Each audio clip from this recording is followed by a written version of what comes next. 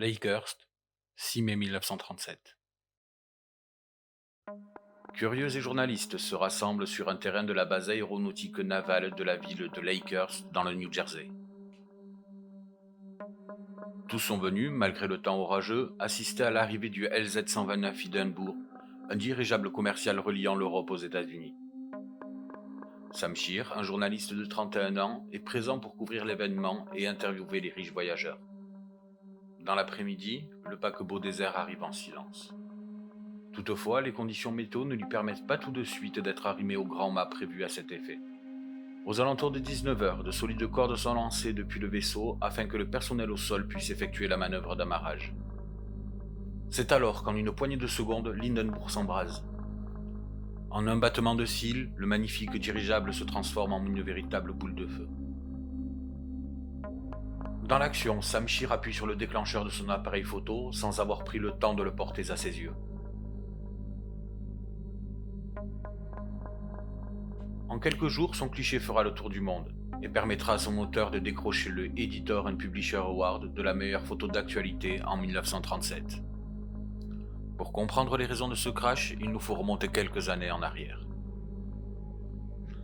Le 4 mai 1936, la compagnie Zeppelin inaugure le dernier né de sa flotte, le LZ-129 Hindenburg. Il est nommé ainsi en hommage à Paul von Hindenburg, le chef d'État ayant dirigé l'Allemagne de 1925 à 1934. L'appareil, conçu pour le transport de voyageurs fortunés, est un véritable paquebot volant. Le mastodonte, d'une longueur de 246 mètres, presque aussi long que le Titanic, pour un poids à vide de 118 tonnes, est propulsé par 4 moteurs diesel. Il est alors le plus grand dirigeable commercial jamais produit. Sa démesure n'a alors d'égal que son faste. Malgré des espaces nuits plutôt réduits, la soixantaine de passagers pourront profiter pendant leur séjour à bord de plusieurs espaces détente avec vue et d'une cuisine raffinée.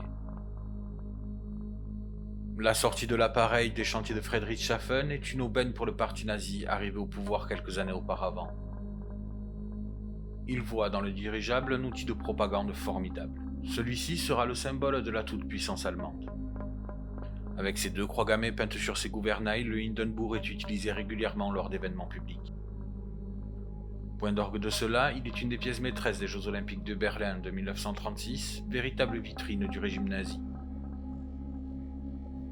Pourtant, dès sa mise en fonctionnement, quelque chose vient perturber les plans de la société Zeppelin. Les ballons permettant à l'engin de s'élever dans les airs sont conçus pour accueillir de l'hélium, un gaz plus léger que l'air qui ne présente aucun risque de combustion. Néanmoins, celui-ci est une ressource naturelle qui pour l'époque est rare et chère. Les États-Unis en sont les premiers producteurs et ont adopté dès 1925 le Helium Control Act, qui vient réglementer le commerce de l'hélium de façon drastique, le réservant essentiellement à leur marché intérieur. Les ingénieurs allemands n'ont alors pas d'autre choix que de se rabattre vers un autre gaz, l'hydrogène. Il s'avère beaucoup plus simple à produire, possède une meilleure portance, mais a pour inconvénient d'être extrêmement inflammable.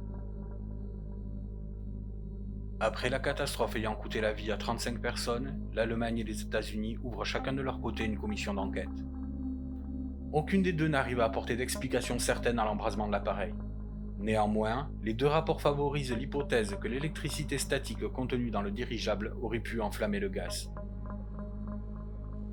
En 2005, la chaîne de télévision National Geographic Channel, pour sa série de documentaires Seconds from Disaster, décide de réouvrir l'enquête. La chaîne fait alors appel à Greg Face, expert en catastrophes aériennes auprès du National Transport Safety Board, l'agence américaine en charge des investigations sur les accidents aériens et maritimes. Cette nouvelle enquête apporte des précisions sur les circonstances du drame survenu 68 ans auparavant. Les manœuvres pour amarrer le Hindenburg, malgré les bourrasques de vent, auraient soumis le vaisseau à de trop fortes contraintes mécaniques et auraient fait céder un des filins d'acier servant à rigidifier la structure du ballon. Celui-ci serait alors venu déchirer un des réservoirs souples contenant l'hydrogène.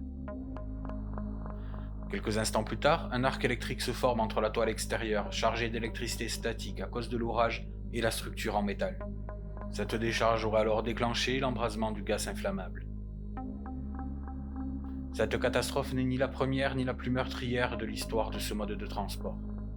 Pourtant, c'est elle qui sonnera le glas du dirigeable commercial de transport de passagers. Ce qui a permis au crash du Hindenburg de marquer autant l'opinion publique et plus tard de rentrer dans l'histoire et sans aucun doute sa couverture médiatique exceptionnelle pour l'époque. Il s'agit alors de la première catastrophe aérienne filmée. Tout comme Sam Scheer, des dizaines de journalistes présents ont couvert l'événement et leurs images prises sur le vif ont été publiées dans le monde entier.